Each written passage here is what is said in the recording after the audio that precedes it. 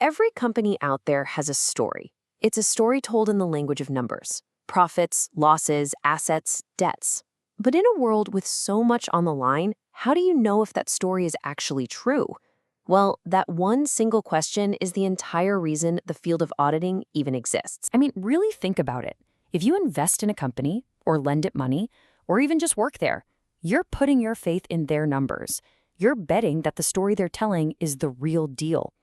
Auditing, at its heart, is the independent process we rely on to go in and verify that story. So, before we dive into the nuts and bolts of how an audit actually works, we've got to ask why it's so incredibly important.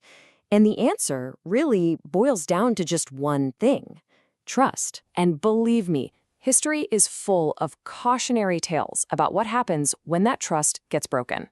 Just think about the massive scandals at places like Enron and WorldCom back in the early 2000s. Those weren't just business mistakes. They were gigantic breaches of trust that wiped out people's life savings and shook the public's confidence in the entire market. The fallout was so bad, it led to huge new laws, like the Sarbanes-Oxley Act, designed to make sure it couldn't happen again. So what is this process that's supposed to protect our trust?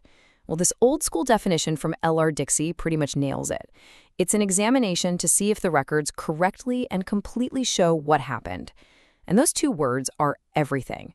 It's not just about double-checking the math. It's about making sure the entire story is being told and that nothing important got left out. Okay, so if the goal is to verify the company's story, then you can think of the auditor as a kind of financial detective.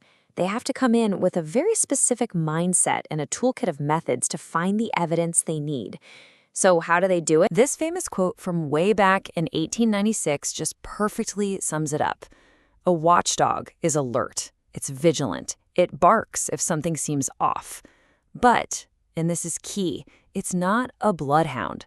A bloodhound starts out assuming a crime's been committed and is actively hunting for a culprit. An auditor has to be skeptical for sure, but they can't start with the assumption that everyone is guilty. Today, we have a modern name for this watchdog mentality. It's called professional skepticism. It's a disciplined way of thinking that means always having a questioning mind.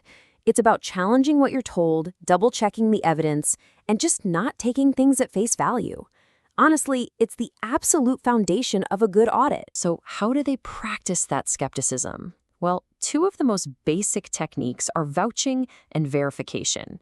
Think of it like this: vouching checks the journey, and verification checks the destination.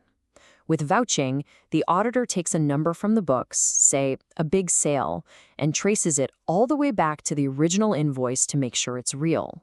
With verification, they look at the final list of assets, like the company says it owns this building, and they go and physically confirm that the building exists and the company owns it. You need both to get the full picture. Now, auditors don't just show up and start digging around randomly. Not at all. Their investigation follows a clear framework. It's a process that starts with understanding the company's own rules, its internal controls, and then using that knowledge to build a smart game plan. Most companies build their internal rulebook around a system like this one, called the COSO framework. It all starts at the top with the control environment. Basically, does leadership foster a culture of integrity? From there, the company has to assess its own risks and then create control activities. Things like requiring approvals or doing regular reconciliations to handle those risks. Good information flow and constant monitoring are what hold the whole system together. And here's the crucial link. The strength of those internal controls directly affects the audit. If an auditor sees that a company has really strong, effective controls, they can rely on them. That usually means less digging and testing for the auditor.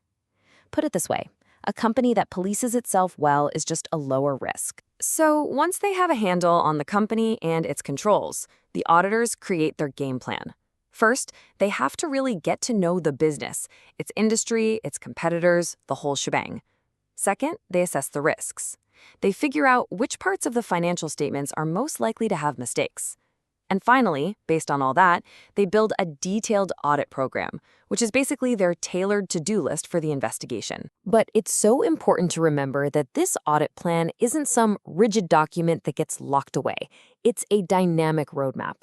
While the auditor always stays independent, they'll often talk through the plan with the company just to make the whole process run smoothly. And if they uncover something unexpected halfway through, that roadmap can and absolutely must change. All right, so after all the planning, all the testing, all the evidence gathering, it is time for the moment of truth. The auditor has to deliver their final verdict.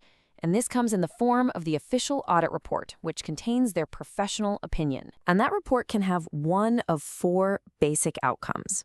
The one everybody wants is an unmodified or clean opinion. That's the gold star. A qualified opinion is basically, hey, things look good except for this one specific issue. And an adverse opinion is bad news. It says the financial statements are misleading. And a disclaimer is when the auditor pretty much throws their hands up and says, look, we couldn't get enough information to even form an opinion. Ultimately, the entire process, all of it, is designed to support one main idea. The auditor needs to be able to say the financial statements present a true and fair view. Now, that phrase doesn't mean perfect down to the last cent.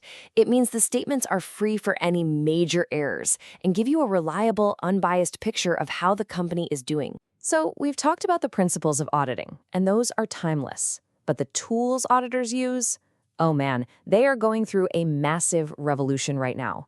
Technology is completely changing the game. For decades, auditors have had this fundamental problem. A big company might have millions or even billions of transactions. It was literally impossible to check every single one. So they had to rely on sampling, testing a small piece of the pie and hoping it represented the whole thing. But now, technology has changed everything. With powerful data analytics, auditors can now test the entire population of data. We're talking about looking at 100% of a company's sales for the year.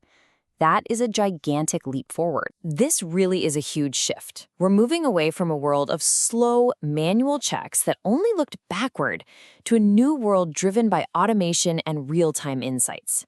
Bots can handle the boring, repetitive tasks, which frees up the human auditors to focus on the really tricky stuff, and AI can spot weird patterns in the data that a person might never see. But for all this incredible change, we have to remember one thing. Technology is just a tool. It doesn't matter how smart the AI gets. The core of auditing will always be human. Those ethical principles, integrity, objectivity, good judgment, those are more important than ever.